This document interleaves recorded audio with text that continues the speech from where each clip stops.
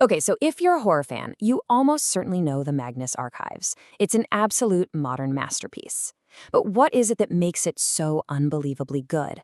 Well, I came across this incredible analysis that argues the show does something brilliant.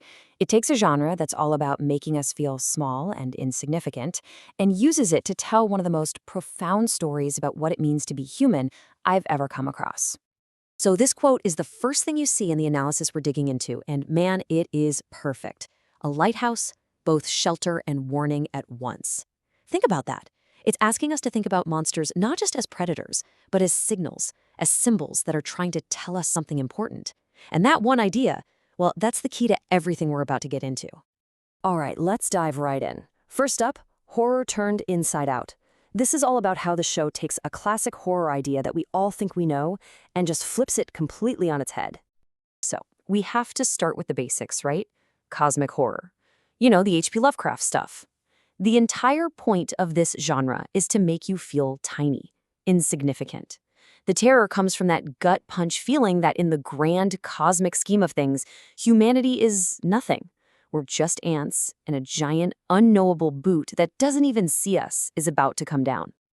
But this is where the Magnus Archives completely changes the game. It takes that cosmic dread and asks this wild question. What if those giant, uncaring monsters aren't so uncaring? What if they actually need us? What if our fear isn't just a reaction? What if it's the very thing that powers their universe? And this breakdown just lays it out perfectly.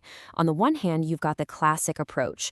We're cosmic dust, totally irrelevant. But in the Magnus Archives, suddenly we're not just relevant, we're the power source. These huge, awful beings are literally born from our anxieties. They feast on our fears.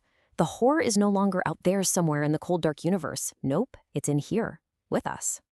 Okay, so if these monsters are powered by us, then what even are they? And that question takes us right into the show's absolutely incredible and terrifying world building. And the show is just so smart about this. It doesn't just hand you the answer. It builds this mystery, piece by terrifying piece, until the final reveal just hits you like a ton of bricks. This quote from the show itself just captures it perfectly. These things, these forces, they are our fear. The monsters aren't just scary, they are the concept of fear made tangible. And it leaves you with this incredible chicken and egg question. Were we afraid of the monster in the dark, or did the monster in the dark come into being because we were afraid? And the show gets so specific about it. We learn about these fear entities, which are basically different flavors of terror. For instance, you've got the eye. That's the fear of being watched, that constant feeling of scrutiny. Then there's the web, which is that deep paranoia that you're being controlled, that you're just a puppet on a string. You've got the desolation, which is just that raw, brutal fear of sudden total loss. And of course, the stranger, which is that deeply unsettling feeling when something familiar is suddenly just wrong. But here's the really critical part, and what makes the show so genius. These aren't just random ghouls and goblins. The analysis argues that every single one of them is a powerful metaphor for the very real anxieties that we all deal with every day. And this is where it gets so sharp. The analysis shows how the desolation, the fear of everything being destroyed, is tied directly to things like economic collapse, the terror of losing everything you've built, or how the lonely isn't just about feeling alone. It's direct commentary on how things like class and money can build invisible walls between us. The horror becomes a mirror for our own world. But it's not just the monsters that are so brilliantly designed. The analysis uncovers something incredible about the architecture of the entire show.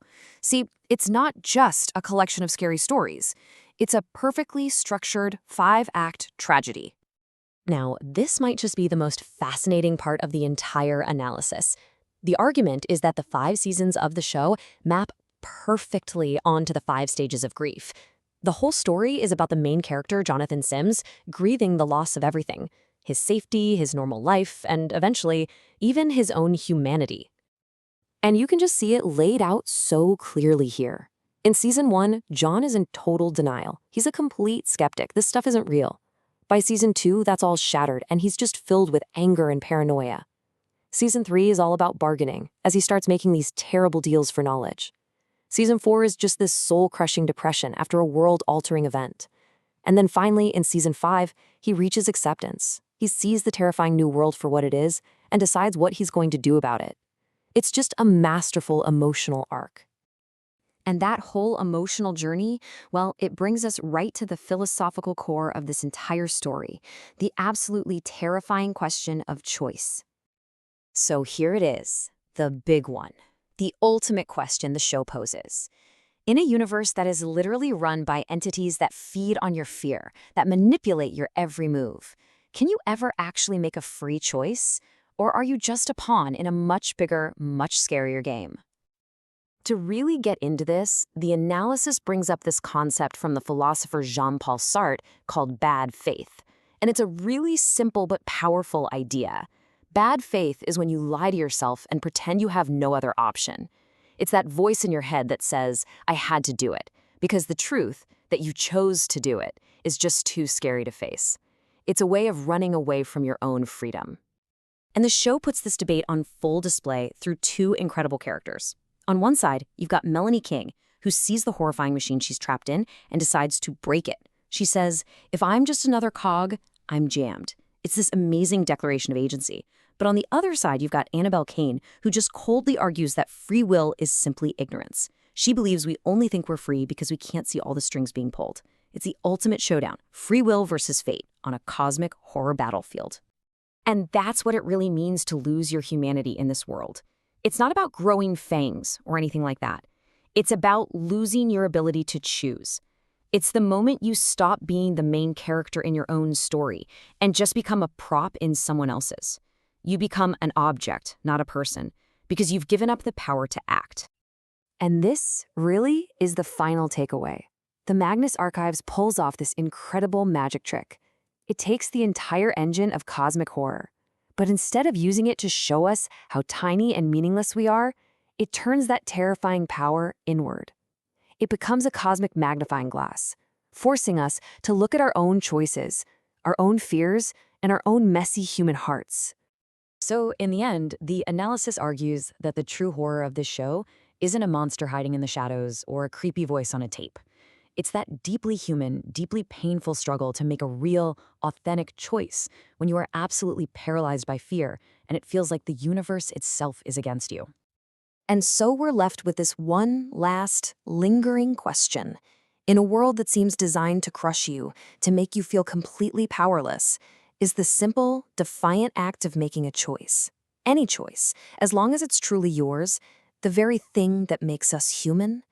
It's a question that echoes long, long after the static finally fades out. Echoes of the past, visions of tomorrow.